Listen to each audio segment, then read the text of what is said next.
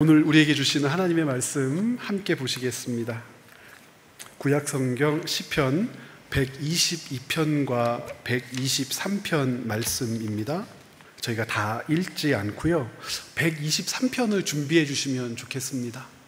123편 우리 한 목소리로 1절부터 4절까지 함께 읽도록 하겠습니다. 함께 읽습니다. 하늘에 계시는 주여, 내가 눈을 들어 주께 향하나이다. 상전의 손을 바라보는 종들의 눈같이, 여주인의 손을 바라보는 여종의 눈같이 우리의 눈이 여호와 우리 하나님을 바라보며 우리에게 은혜 베풀어 주시기를 기다리나이다. 여호와여, 우리에게 은혜를 베푸시고 또 은혜를 베푸소서. 심한 멸시가 우리에게 넘치나이다. 안일한 자의 조소와 교만한 자의 멸시가 우리 영혼에 넘치나이다. 아멘. 이번 주간 우리가 시편 말씀을 묵상하지요. 이번 주간 묵상하는 시편 말씀을 보시면서 여러분 공통점 하나를 발견하셨겠죠? 어떤 공통점이 있습니까? 그러니까 제목, 표제어가 같다는 겁니다. 시편들은 많은 부분 제목이 있습니다. 언제 불렀던 노래인지, 누가 지은 노래인지, 이 노래가 어디에서 불려졌는지 우리가 통상 그것을 표제어라고 부르고, 표제어를 통해서 이 시편의 성격과 그리고 이해해야 할 내용이 무엇인지를 가늠해 보곤 합니다. 그런데 우리가 지금 오늘도 그렇고 또 내일도 그렇지만 이번 주간에 읽을 시편은 공통의 제목이 달려 있어요. 어떤 제목이라고요? 성전으로 올라가는 노래라고 하는 표제어가 붙어 있습니다. 같이 한번 해보실까요? 성전으로 올라가는 노래. 네, 성전으로 올라가는 노래. 이 성전으로 올라가는 노래라고 하는 공통의 표제어가 붙어 있는 시편이 어디에서부터 시작하냐면 120편부터 시작해서 134편까지 연결이 되어 있습니다. 14편의 시편, 120편에서 134편이 모두 공통의 표제어를 가지고 있어요. 성전으로 올라가는 노래. 그러면 왜 이 성전으로 올라가는 노래라고 하는 표제어를 가지고 있을까? 어떤 사람들은 이것을 예루살렘 순례길에 불렀던 노래, 이렇게 이해하기도 합니다. 그러니까 예루살렘 순례길에 불렀던 노래, 혹은 성전으로 올라가는 노래. 이유가 있겠죠. 배경이 있습니다. 어떤 배경이 있냐면, 이스라엘 사람들에게 하나님께서 명령하셨어요. 1년에 3번 하나님 앞에 나와 예배해야 한다. 하나님께서 정해 주셨습니다. 누구를 막론하고 남자들은 1년에 3번 하나님 앞에 나와 예배해야 된다. 어떤 때 하나님께서 예배하도록 명령하셨을까? 그 3번은 어떤 때일까? 신명기 말씀, 출애굽기 말씀에 그 명령이 기록되어 있는데요, 출애굽기 말씀 먼저 한번 잠깐 보실까요? 출애굽기 23장입니다. 23장 14절부터 17절 말씀 보면, 자, 14절 함께 읽어보죠. 너는 매년 3번 내게 절기를 지킬지니라. 언제냐? 15절 무교병의 절기를 지키라, 이렇게 얘기합니다.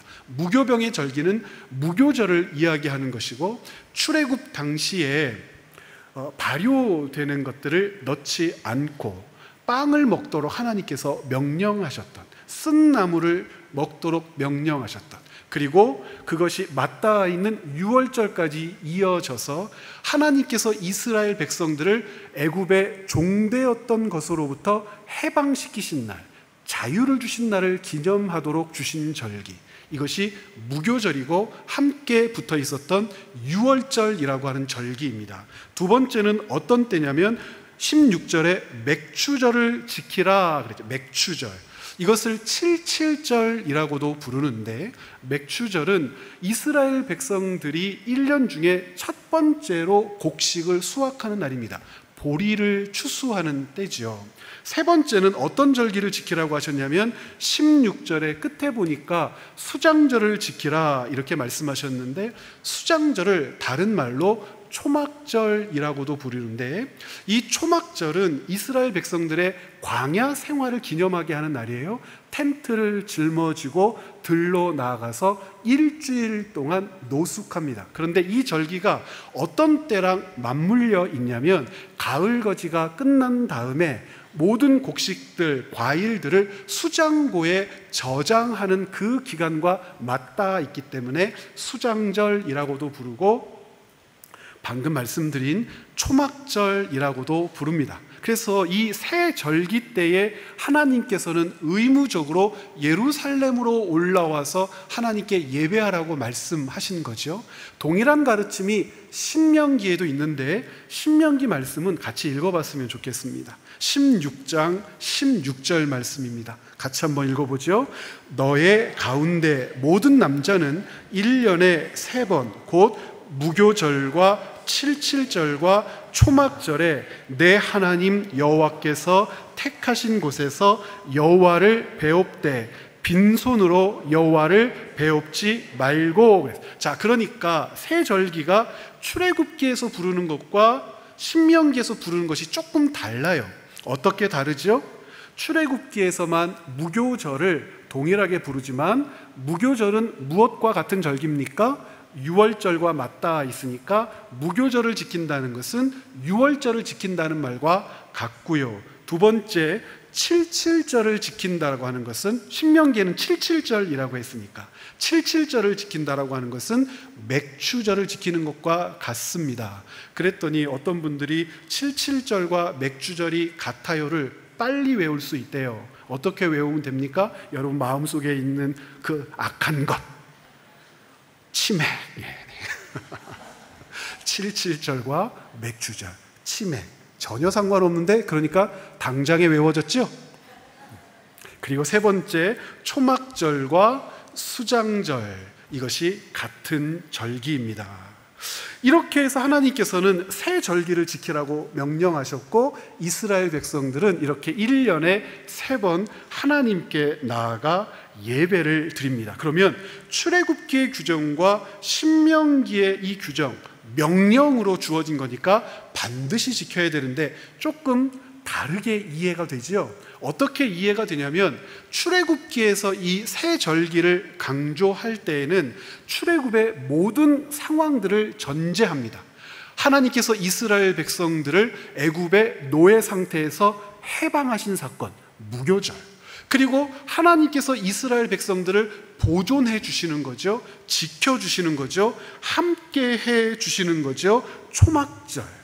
그리고 이스라엘 백성들로 하여금 가나안 땅에 들어가서 첫 번째 수확을 기대하게 하시는데, 그날을 바라보며 이스라엘 백성들은 광야의 삶을 주님을 의지하여 나아갑니다. 그래서 이것을 칠칠절이라고 부르고 맥추절이라고도 부릅니다. 그런데 신명기는 조금 다른 관점에서 절기를 지키라고 얘기해요. 16장 16절의 하반절에 보면 이렇게 되어 있어요.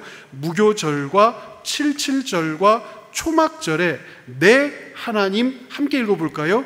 여호와께서 택하신 곳에서 여호와를 배웁되. 그래요. 지금 신명기에서는 뭐가 강조되고 있는 것 같아요?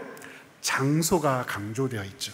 출애굽기에서는 무엇이 강조되고 있냐면, 이 절기의 의미가 강조되어 있습니다. 23장 15절 다시 한번 보죠. 어떻게 의미가 강조되어 있는지 중요합니다. 무교병의 절기를 지키라. 이유는 뭐예요? 내가 네게 명령한 대로 아비벌의 정한 때에 이래 동안 무교병을 먹일지니, 함께 읽습니다. 이는 그달에 내가 애굽에서 나왔음이라 합니다. 자, 맥추절을 지키라 16절에 말씀하세요. 이유가 뭐예요? 함께 읽어볼까요?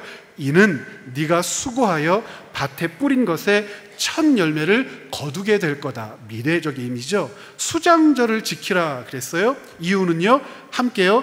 이는 네가 수고하여 이룬 것을 연말에 밭에서부터 거두어 저장함이니라. 그래서 출애굽기에서는 이 절기를 지키되 그 절기가 주는 의미를 가르치고요, 신명기에서는 장소를 가르쳐요. 여호와 하나님께서 정하신 곳으로 나와라. 그래서 이 둘을 합쳐서 이스라엘 백성들은 이해를 해서 3번 예루살렘과 예루살렘 성전을 방문하여 하나님 앞에 절기를 지키며 예배를 드렸던 것, 이것을 기억하면서 이스라엘 백성들은 성전으로 올라가는 노래, 그러니까 성전으로 올라간다는 것의 전제 배경은 몇 개의 절기가 있고요, 3개의 절기가 있고, 이 3개의 절기를 지킬 의무를 감당하면서 하나님 앞에 나아간다는 것이 이 시편 120편부터 134편에 기록되어 있는 말씀입니다. 절기와 연관되어 있습니다. 자, 그러면 이 절기를 왜 이토록 명령으로까지 강조하면서 지키라고 하셨을까? 도대체 이 3번 절기를 지킨다는 의미는 뭘까? 3번의 절기가 출애굽기에서 그렇게 가르쳐졌고 장소가 정해졌다는 것을 통해서 우리는 무엇을 확인해야 되는가? 첫 번째, 출애굽 사건을 기억하도록 요청하고 계시는 거예요. 출애굽 사건이라고 하는 것이 뭡니까? 하나님의 언약이 성취된 사건이죠. 400년 동안 잊혀졌던, 그리고 희미해졌던, 사람은 잘 알지 못했던, 기대하지 않았던, 그러나 하나님은 잊지 않으셨고 그 언약의 신실함을 드러내셔서 반드시 지켜내신 사건, 이것이 출애굽 언약인데 출애굽 사건을 잊지 마라 라고 하는 요구고요. 두 번째는요, 40년 동안 광야의 삶을 돌아보도록, 그때의 그 일을 잊지 않도록 요구하시는 사건입니다. 초막절을 지키면서, 그렇지, 우리 조상들이 40년 동안 광야에서 텐트에서 살았지, 벽돌집에서 살지 않았지, 그런데 하나님께서 그 백성을 보호하셨지, 먹이셨지, 입히셨지, 발이 부르트지 않게 하셨지 라고 하는, 40년 동안 광야에서의 삶과 그 여정을 잊지 말아라 라고 하는 뜻이고, 세 번째는요, 하나님의 신실하심으로 완성된 역사, 무엇입니까? 가나안 정복입니다. 이스라엘 백성들은 자기 스스로를 뭐라고 인식했습니까? 광야 생활을 하는 동안 가나안 땅 사람들을 바라보면서 우리는 저 사람들 앞에 메뚜기만도 못해요 라고 하며 하나님께서 주신 땅을 거절했어요. 안 들어가겠다고 발버둥을 쳤어요. 그런데 결국 그 땅에 들어가요. 그 사실을 보아서 무엇으로 그 땅을 차지한 게 아니에요? 이스라엘 백성들의 어떤 위대함, 지혜, 어떤 군병, 어떤 무기, 어떤 작전, 이런 것들로 완성된 역사가 아니라 이스라엘이 가나안 땅을 차지했다는 것. 그래서 거기에서 파종하고 곡식을 거둬들이고 미래를 도모하며 저장할 수 있었던 모든 것들은 하나님의 신실함으로 완성된 언약의 성취다. 그래서 이 3가지 절기를 하나님께서는 지키라고 하신 거죠. 이렇게 장황하게 설명했지만 한 단어로 요약하면 뭐라고 요약할 수 있습니까? 이스라엘 백성에게 뭘 요구하고 있는 거죠? 그때의 그 일을 기억하라. 지금 기억하라고 말씀하시는 겁니다. 기억하라.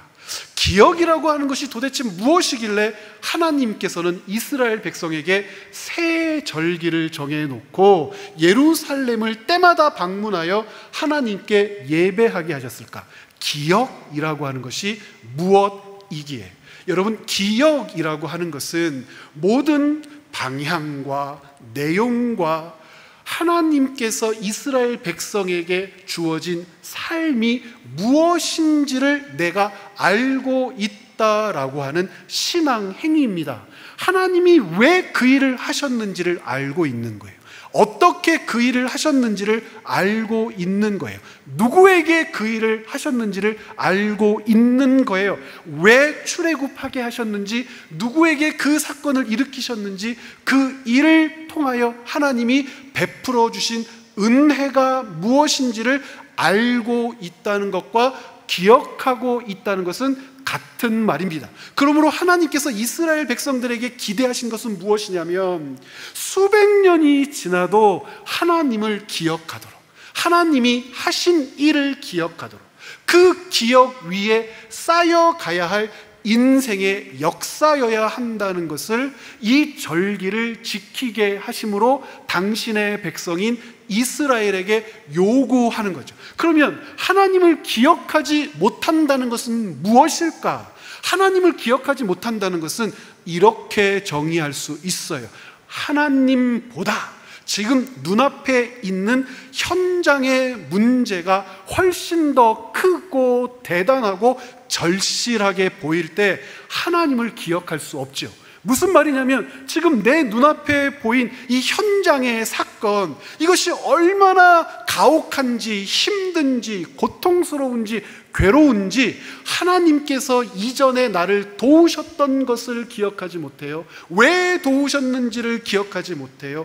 그 도움으로 내가 어떤 기쁨과 감격을 누렸는지를 기억하지 못해요. 지금 눈앞에 나타난 현장의 문제가 그렇게 크다는 거죠. 그러면 이 현장의 문제가 그렇게 클 때, 하나님을 기억하지 못할 때 이스라엘 백성들이 어떻게 했을까요? 예레미야라고 하는 성경은 하나님을 기억하지 못하는 이스라엘 백성들이 행했던 일들을 굉장히 자세하게 가르쳐 주는데요. 첫 번째는 도움을 구하되 하나님을 기억하지 못하니까 이방 나라들에게 도움을 구했어요. 대표적으로 애굽에게 도움을 구해서 살려주세요 했고 힘을 합쳐서 바벨론을 물리칩시다 라고 했어요. 이방 나라들이 아니면 이방 나라 백성들이 섬기는 신들에게 도움을 구했어요. 그 신들을 섬기면 이 문제를 해결할 수 있을까? 그 신들이 우리를 돕는다면 이 고통으로부터 벗어날 수 있을까? 지금 있는 이 문제를 하나님이 도우실 거라고 생각하지 못하는 이유는 그때 거기서 하나님이 무엇을 하셨는지를 기억하지를 못하니까 지금 여기에서 도움의 길, 도움의 방법, 도울 어떤 모든 것들을 구하고자 눈을 번뜩이며 사방을 살피더라는 거예요. 그렇게 하나님을 기억하지 못했던 이스라엘 백성들을 향한 책망이 예레미야 7장에 가득 들어있는데 대표적인 구절을 한번 읽어보죠. 8절부터 10절 말씀입니다. 제가 8절 읽어볼게요. 보라, 너희가 무익한 거짓말을 의존하는도다. 자, 무익한 거짓말 뭘까요? 애굽이 너희를 살릴 수 있을 거란 말은 거짓말이에요. 이방 나라의 신들이 너희를 도울 수 있을 거다라고 하는 말은 거짓말이에요.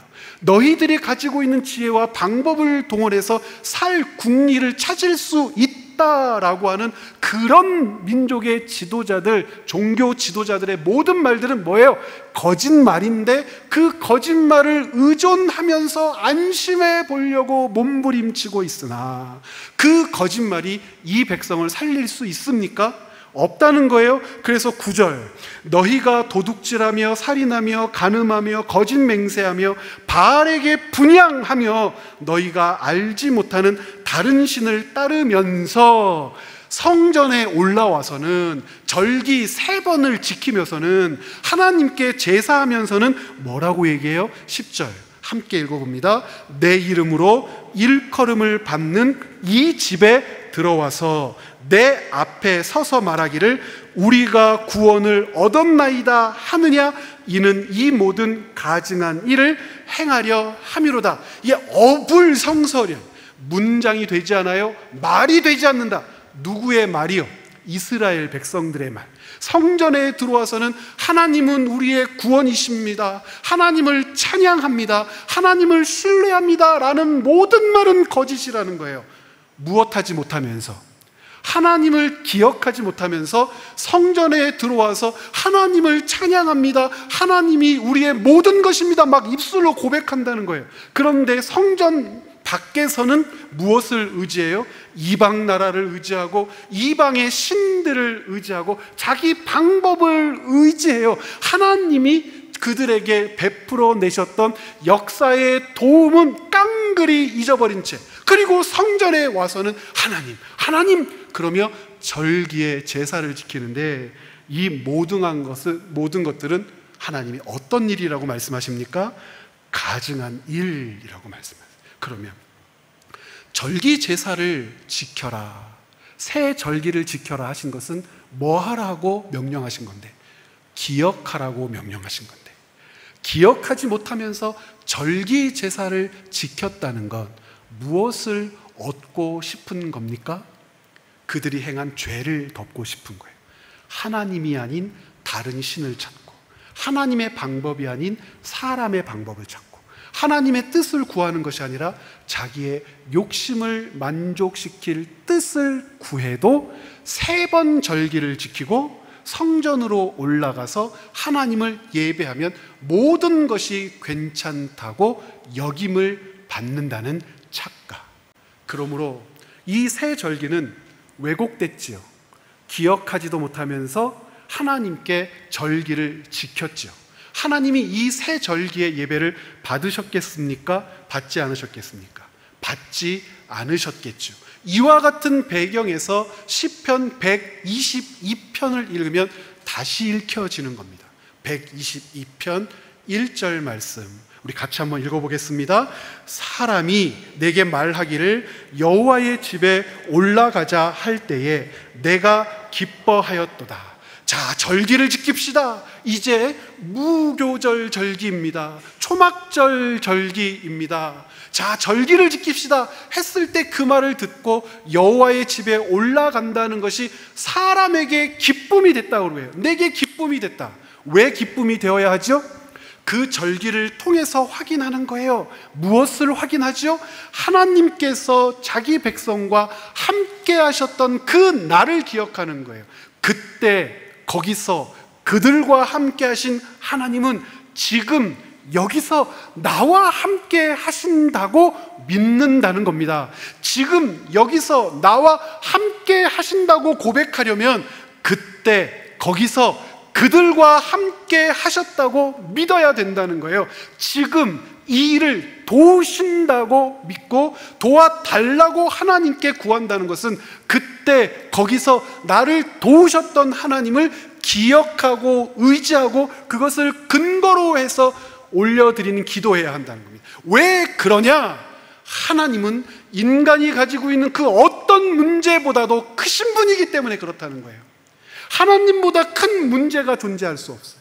하나님보다 절망스러운 일은 존재할 수 없어요.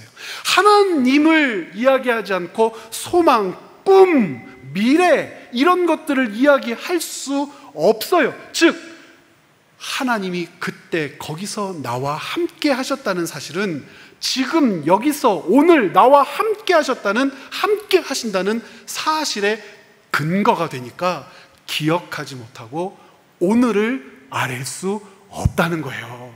그러니까 기쁜 거죠. 절기가 찾아오면, 하나님께 나아가야 하는 의무의 절기가 찾아오면 예루살렘으로 가며 성전으로 가며 기쁜 거예요.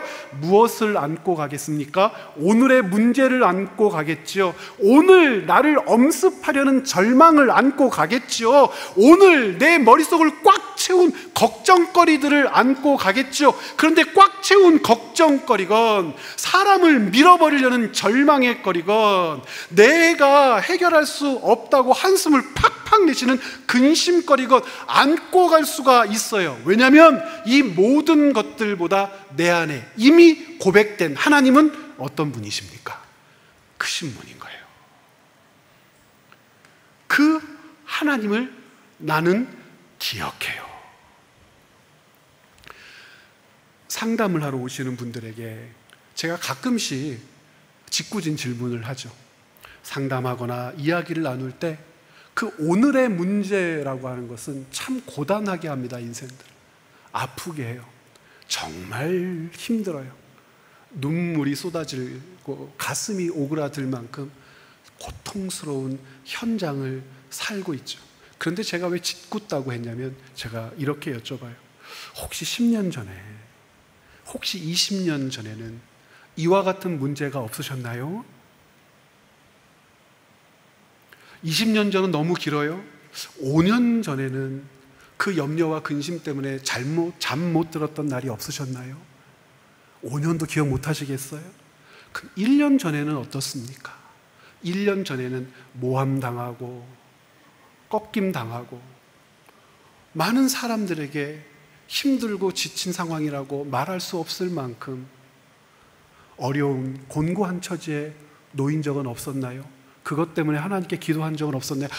생각해보니 그랬던 적이 있었던 것 같아요. 여러분 어떻습니까?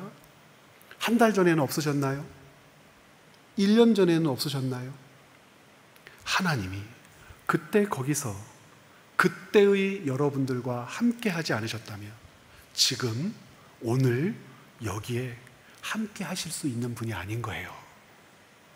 우리가 오늘의 하나님께 오늘의 문제를 구한다는 것은, 아랜다는 것은, 도움을 요청한다는 것은 그때의 하나님을 알고 있기 때문에, 그때도 그 하나님은 동일한 나의 하나님이었기 때문에 오늘의 문제를 붙들고 주님 앞에 나아가는 거예요.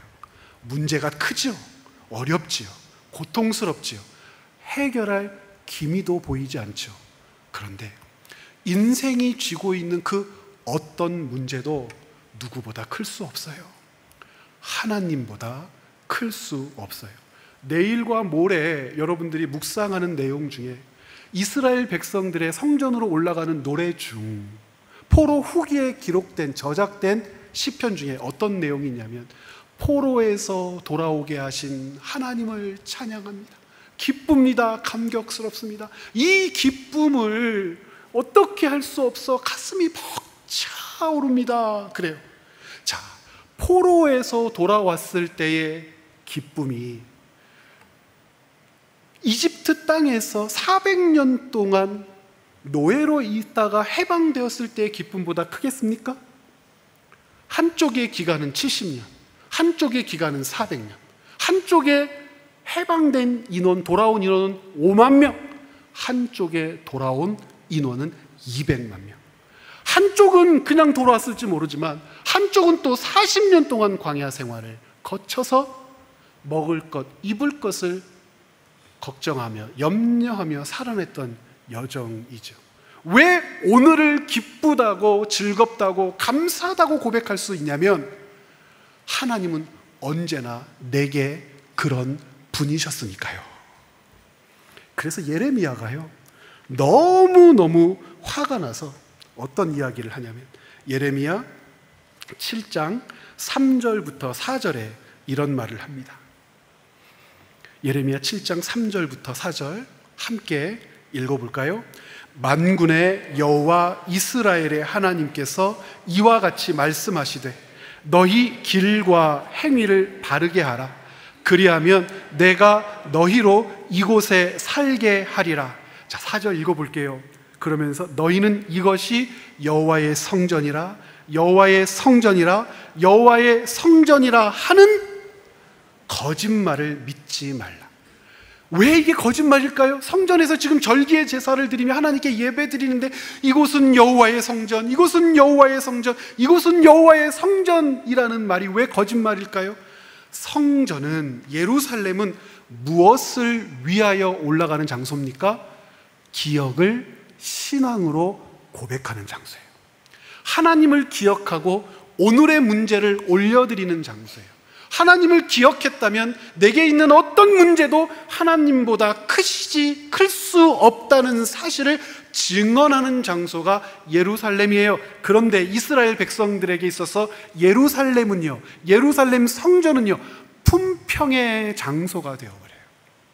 품평이라고 하는 것이 뭐죠? 물건을 놓고 이것이 몇 등급이냐, 좋으냐, 나쁘냐. 품평이라고 하는 것은 그렇게 하잖아요. 그런데 이스라엘 백성들에게 성전은 품평의 장소가 되어버렸어요. 품평이 그들을 위로했어요. 왜 이스라엘이, 유다가 멸망하지 않는다고 그들이 믿었어요? 예루살렘 성전이 있기 때문이라고 그랬잖아요. 솔로몬이 지은 예루살렘 성전, 투입한 금, 백향목, 벽돌, 보석, 그 아름답고 화려한 이 성전을 집으로 가지고 있는 여호와는 그 집이 있는 예루살렘을 보호하실 거야 라고 하는 자신감, 세상의 다른 신들과 하나님을 비교하여 품평하고 하나님의 성전과 세상 우상들의 성전을 비교하여 품평하면서 좋네, 나쁘네, 싫으네, 아름답네, 못났네, 좋으네 라고 이야기하는 그 품평들로 자기들의 존재를 인식했던 이스라엘 백성들. 그러니까 이 사람들이 얘기하는 거, 이것은 하나님의 성전이야, 하나님의 성전이야, 하나님의 성전이야 그랬더니 하나님이 뭐라고 그랬어요? 에이, 거짓말. 무엇하지도 못하면서, 기억하지도 못하면서, 성전이 없을 때 하나님이 어떻게 이 백성을 도우셨는지, 어디에서 이 백성을 끌어내셨는지, 무엇으로 이 백성을 먹였는지 기억하지도 못하면서, 믿지도 않으면서, 신뢰하지도 않으면서 하나님의 성전이야, 하나님의 성전이야, 하나님의 성전이야 라고 고백할 때 하나님은 뭐라고요? 거짓말이라고 하신단 말입니다. 우리는 이 품평에 익숙해져 있어요. 품평. 기억보다도 품평. 오늘의 일에 삶과 마음이 묶여서 오늘 일어난 삶의 현장을 가지고 나를 평가하려고 해요. 품평. 물건을 가지고 품평한다고 하잖아요. 그런데 사람을 품평한다니까요. 이 품평이란 말을 사람에게 적용하는 게 굉장히 못됐죠. 그런데 우리는 무엇도 사람에게 적용하며 사는 사람들의 어떤 말도 스펙 굉장히 따지죠. 스펙. 이력서마다 그 스펙을 적어내려고 우리 아이들 얼마나 고생합니까? 근데 여러분, 스펙이라고 하는 말이 사람한테 쓸 수 없잖아요. 기계의 부속을 가리키는 거고, 어떤 공구나 어떤 기계에 들어가는 품번을 가르칠 때 우리가 스펙이라고 하는 단어를 쓰는데, 요즘에는 사람에게 스펙이라고 하는 말을 써요. 그만큼 사람들을 품평하는 데 익숙해져 있어요. 남편을 품평하고 아내를 품평하고. 제일 기분 나쁜 건 여러분들 자녀를 품평하는 소리 들어보셨어요? 여러분들 자녀를 품평하는 소리를 들으면 기분이 좋던가요? 기분이 더럽던가요? 행복해요? 즐거워요? 이 품평을 통해서 좋은 평가를 받으면 이 품평을 많은 사람들에게 아주 자신 있게 내어놓을 수 있으면 괜찮은 거라고 생각을 한단 말이죠. 그런데 왜 품평을 하냐? 품평과 기억의 관계를 생각해 내셔야 됩니다. 품평이라고 하는 것은 망각할 때에 찾아오는 거예요. 남편을 품평하고 아내를 품평한다고 그랬잖아요. 뭘 망각한 거예요? 첫사랑을 망각한 거죠. 왜 결혼했는지를 망각한 거죠. 그 가정을 이루려고 했었던 그 아름다운 거룩한 의지를 망각할 때 서로를 품평해요. 자녀들을 왜 품평하고 내 자녀를 품평의 대상으로 놓을 때 좋은 평가 받고 싶어 해요? 그 아이가 태어났을 때의 기쁨을 망각한 거죠. 그 꼬물거리는 생명을 통해서 누리는 그 기쁨과 감격을 망각한 거죠. 아이들은요, 모든 효도를 언제 다 하죠? 돌 전에 다 하죠. 돌 전에. 부모에게 베풀어야 할 효도를 돌 전에 다 해요. 그때 누렸던 기쁨과 감격을 망각하면요, 공부를 잘하네 못하네, 싸가지가 있네 없네, 꿈이 뭐냐, 아직도 그 모양이냐 하는 거거든요. 품평이라고 하는 것은 망각의 산물이에요. 사람의 일상도 이러할진데 하나님과 우리와의 관계에서 망각이 나온 품평은 뭐겠어요? 하나님에 대한 품평이고요, 하나님께서 우리에게 주신 삶에 대한 품평이에요. 하나님이 우리를 붙들고 계시는데도 믿지 않는 품평이고요, 하나님의 인도하심이 아니면 살 수 없는 것이 분명한데도, 하나님이 인도하고 계시는데도, 하나님이 돕고 계시는데도 하나님이 세밀하고 친밀하게 우리의 인생 여정을 이끌어가심에도 불구하고 품평을 해요. 좋은 길이네, 나쁜 길이네, 아름답네, 싫네, 하고 싶네, 하기 싫네 등등등. 망각이 낳은 산물로 신앙을 착각하고 오해하면 여호와의 성전이다, 여호와의 성전이다, 여호와의 성전이다고 하는 말을 입술로는 내뱉지만 기억 없는, 하나님과 동행했던 삶에 기억 없는 그 껍데기뿐인 신앙으로 내가 필요한 것을 요청하는 그런 대상으로만 하나님을 여기게 되더란 말입니다. 여러분, 그래서 기억하십시오. 품평이라고 하는 것은요, 우리의 신앙을 수평적으로 끌어내려서 사람들의 시선에 내 삶을 맞추게 해요. 품평이 좋으면, 그래서 여러분 1등급 받으십시오. 소나 돼지에게 도장을 꽝 찍는 것처럼. 그게 소원이십니까? 품평이라는 것은, 우리 삶의 품평이라고 하는 것은 우리의 신앙을 끌어내려 사람들의 시선에 나를 맡기게 하는 거죠. 그런데 기억이라고 하는 것은 뭡니까? 절기를 지키게 하시며 예루살렘을 방문하게 하시며 성전의 제의를 명령하시며 요청하셨던 기억이라고 하는 것은 무엇입니까? 우리의 신앙을 끊임없이 수직적으로 유지하게 하죠. 넘어갈 것 같으면 기억이 다시 바로잡고, 쓰러질 것 같으면 기억이 다시 바로잡는 거죠. 아, 실망이에요, 살 것 같지 않아요 라는 말에, 절망에 모든 것을 놓고 싶을 때쯤이면 기억나게 하죠. 그때도 내가 너를 도왔어.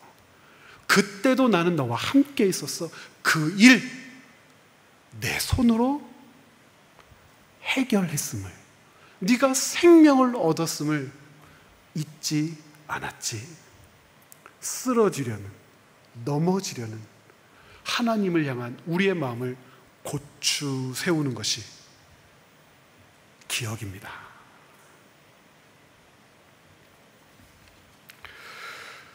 그래서 시편 122편과 123편은 이러한 품평적 사건을 어떻게 하면 거절할 수 있는가, 우리에게 그 모습과 대안을 제시해요. 시편 122편의 시인은 성전 외형을 자랑하지 않죠. 품평하지 않아요. 그 안에서 드려지는 감사와 평강을 노래합니다.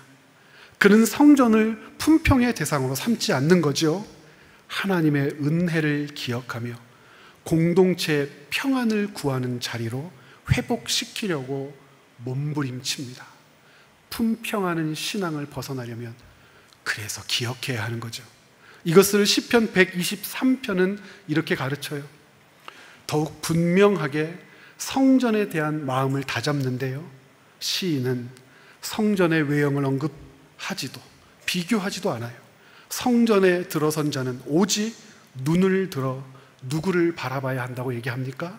하나님을 바라보아야 한다고 이야기해요. 어떻게 하나님을 바라봐야 한다고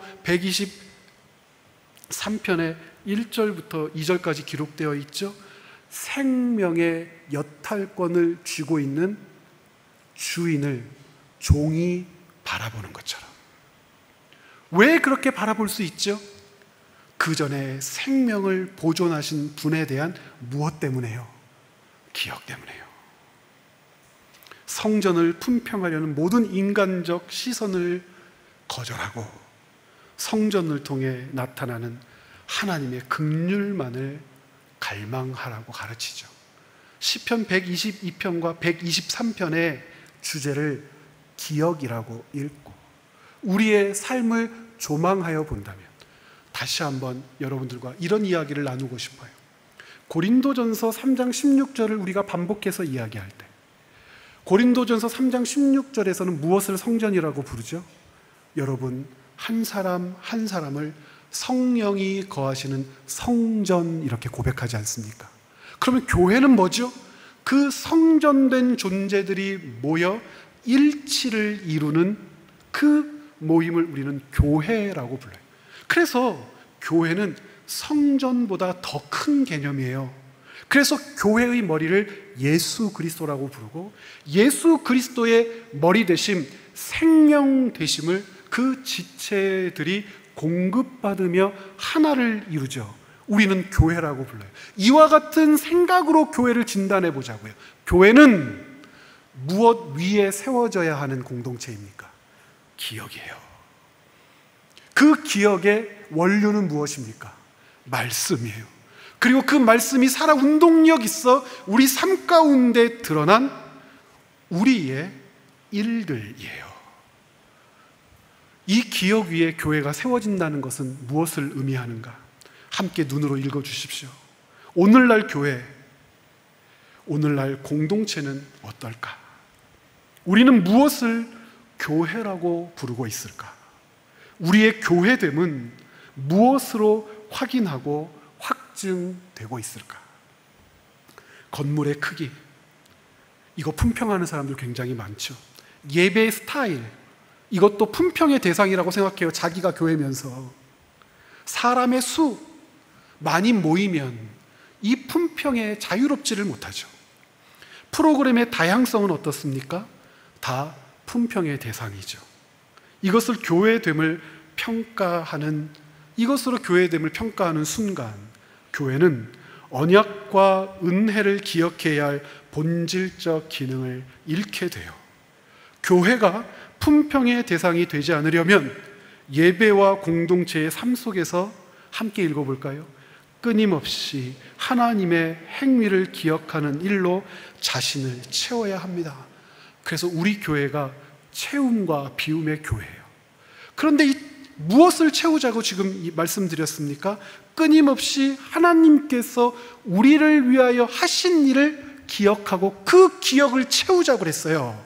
그래서 은혜로 채운다라고 고백하죠. 그런데 자꾸 어떻게 고백해요? 많은 성도들이 하나님을 통해서 돈을 채우게 하여 주옵소서, 하나님을 통해서 명예를 채우게 하여 주옵소서, 하나님을 통해서 권력도 채우고 취직도 채우고 장사 잘 되는 것도. 이럴 때 전문 용어가 사용되죠. 이 제기랄. 채움은 그 채움을 이야기하는 게 아니에요. 하나님이 우리에게 하신 일, 그 기억을 채우는 거예요.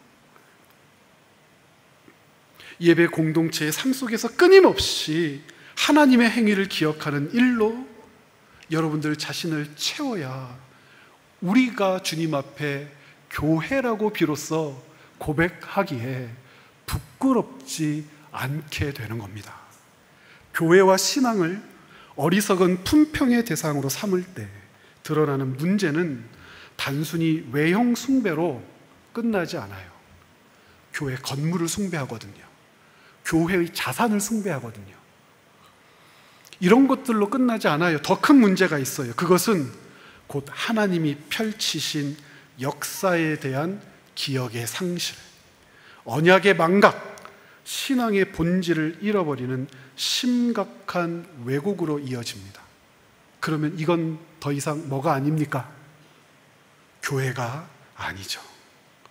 교회의 예배 자리는 사람의 눈으로 비교하고 자랑하는 무대가 아니라 하나님의 은혜를 되새기고 기억하며 감사하는 자리입니다.